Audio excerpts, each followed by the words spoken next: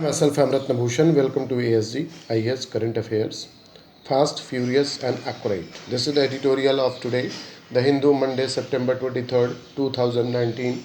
The nationalist hindrance to climate action. The nationalist hindrance to climate action. The nationalist hindrance to climate action. The UN Climate Action Summit to luckily hand out hard relations about climate politics in era of nationalism. This article was written by Navroj K. Dubas. Can global diplomatic jobbing backed by use of the popular youth mobilization shift the hard economic and political calculus of the nation. Today's Global Climate Action Summit, convened and energetically backed by the United Nations Secretary General, seeks to pull off just this feat. It seeks to spur national pledge in the action to address climate change in the face of the mounting information that the community of the nations is doing too little and too late. How likely is this effort to successful, and what are the India's stakes in this summit?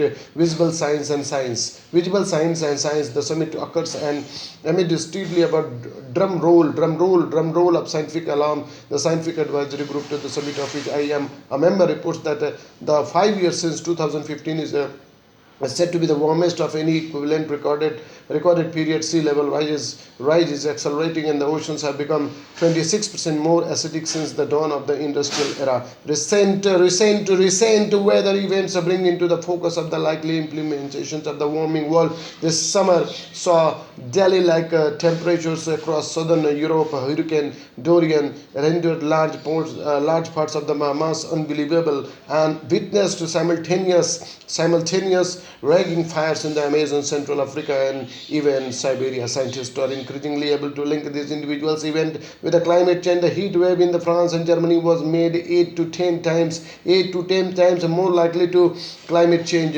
Yet concentrations of carbon dioxide continue to rise, and the current country pledges would not stem this increase even by 2030. The growing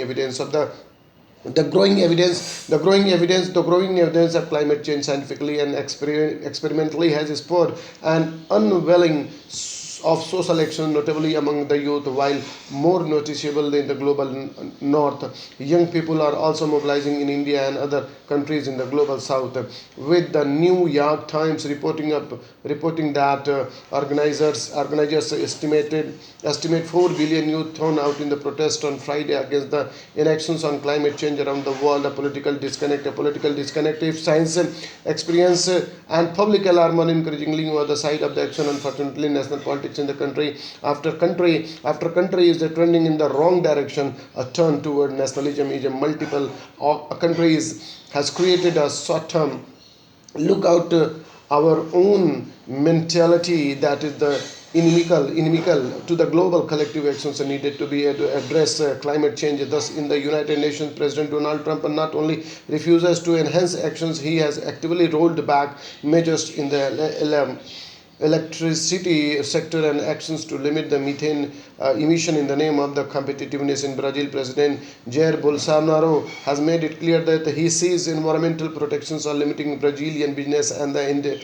nationalism in some countries makes it much harder to pursue aggressive actions even in the countries where the politics is more conducive, backed by the popular mobilization and scientific evidence. Can be the UN summit swing the tide toward enhanced action. The Secretary General's pinning hopes to on two-track approach. First, in the exercise of the diplomatic pressure, countries have been urged to enhance their pledges for the actions made as part of the Paris Agreement, committing to lower future emission. The intention is provide to platform for climate champions to step up and claim leadership of an global agenda. So far, the response is underwhelming. A number of small and mid-sized countries, including the United Kingdom, have already committed to achieving the objective of making their economics net carbon neutral by 2050. That is the sum of the emission and uptake of the carbon through things such as the forest zero. By contrast, several large countries, notably the United States, Brazil, Australia, Canada, Japan, Mexico, are reportedly not even going to participate in the event at a high level. China and India have issued a statement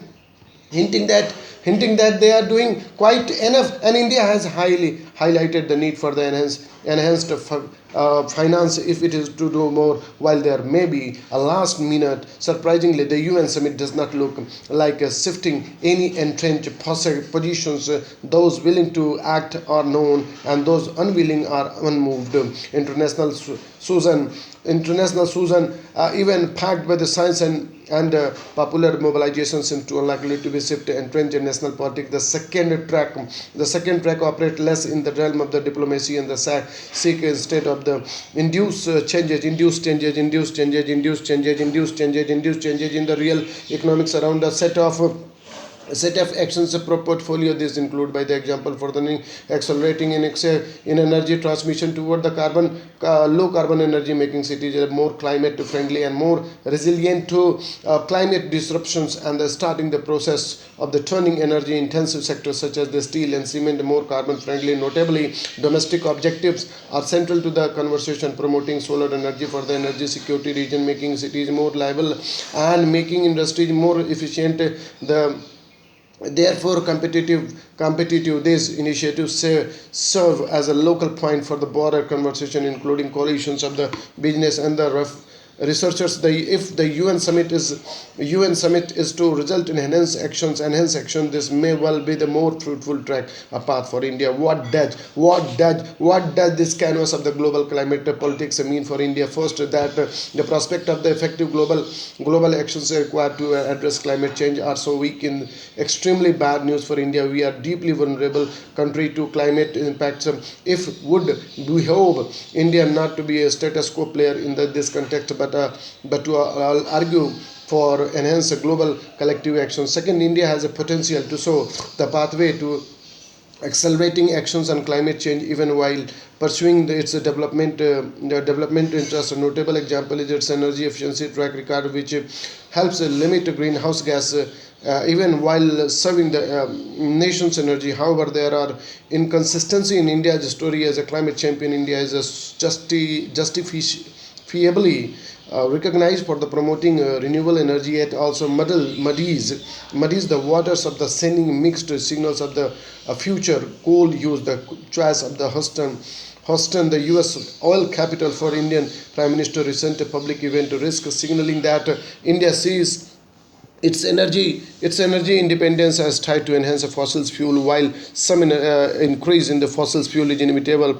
for India, the message is incoherent at best. India needs domestic energy policies that are more likely and coherent return to a future low carbon world. That third, such a domestic message would position India to be a true global climate leader rather than a leader by among the climate laggards. Could an India firmly committed to a low carbon future that brings development benefits strike common cause with other powers? Could, for example, India and China both jostling